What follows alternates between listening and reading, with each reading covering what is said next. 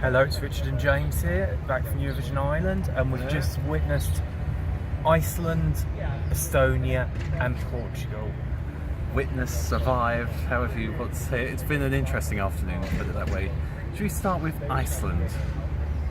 It's Iceland have been a big talking point throughout this whole contest, and that's not going to change anytime soon. The performance is very similar to basically every live performance we've seen, just we've added pyro into it. But the thing is, it's going to grab the attention of whoever's watching it. I suspect the juries are going to maybe look unfavourably on this one, but the public are going to go wild for it. I think it's going to have a similar effect to Lordi in 2006. People sort of dismiss it, and then it comes on to the final and everyone's like, oh, actually, vote for this. But yeah, those of a nervous disposition, look away now.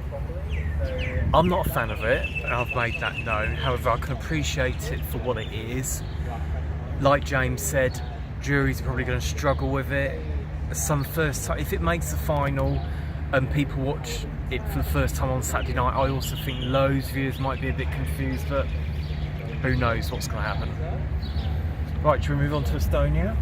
Estonia, yes, from quite a sort of brutal assault on the senses. Estonia feels a lot more traditional Eurovision. Victor, very confident, very effortlessly good performance.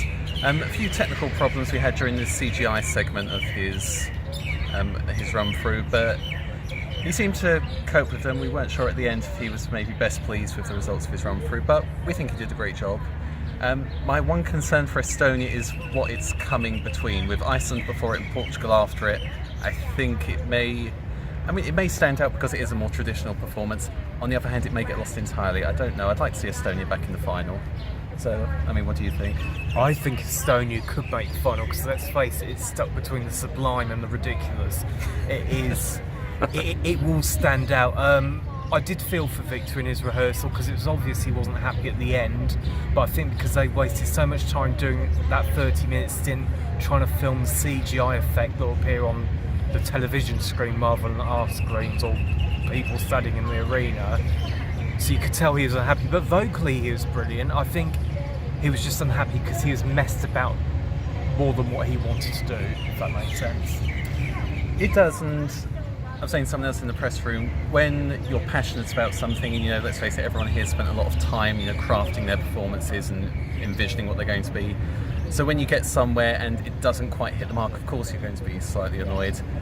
The thing to remember is focus on the positives. As I said, he gave a very confident, very balanced performance, so we just have to hope that the next run through it just runs a bit more smoothly and he can see that actually it's all coming together. Now, after a brief detour into a more traditional European performance, we are now straight back into the axis of bizarreness that is Portugal. Now, we knew we were going to experience something with Portugal after their Festival de Canção performance, and oh my goodness, we've got just that really, haven't we? I've described it as a Doctor Who style alien type thing on stage, and that's about as best way to describe it as possible, really. It is just bizarre. I think I described it as Paris Fashion Week gone slightly wrong in an outlandish alternate universe. And yeah, it's a really difficult one to describe. For those of you that haven't seen it, we're sort of not doing it justice by describing it. You do have to sort of experience it. Now, Sarah, who's been reading along at home, commented and made a suggestion a while ago about the performance, and she was looking forward to what kind of staging they were going to use. She did suggest a canon. I think a canon at this point might make it a bit more normal, if I'm completely honest. It's been a bit of an unusual performance. It is definitely going to stand out. For what reasons, we're not quite sure yet, but we shall see.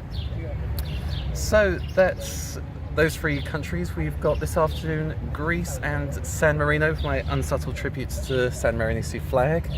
So yeah, we're looking forward to seeing that. Serhat's closing semi-final one. Can he bring them back to the final? I'd like to say yes, but we'll reserve judgment for this afternoon.